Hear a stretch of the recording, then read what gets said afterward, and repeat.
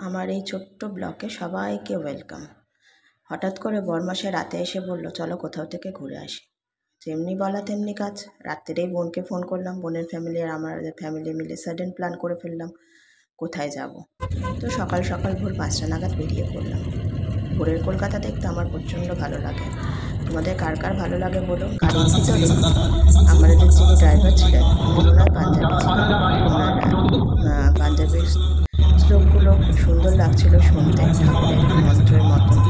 Actually ওটা তো ওদেরই ঠাকুরের মন্ত্র। খুব সুন্দর লাগছিল সকাল সকাল, ওয়েদারের সাথে খুব সুন্দর মানিয়ে গেছে। যাই হোক, চলে এলাম হচ্ছে এগেন দীঘা।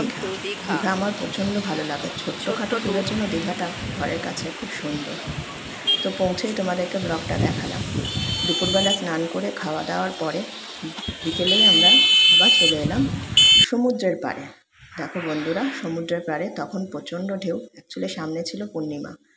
তো যাই হোক, সমুদ্র দেখতে কার কার ভালো লাগে আমাকে কমেন্টে জানিও, কিন্তু আমার তো প্রচণ্ড ভালো লাগে সমুদ্র দেখতে। Tata, by.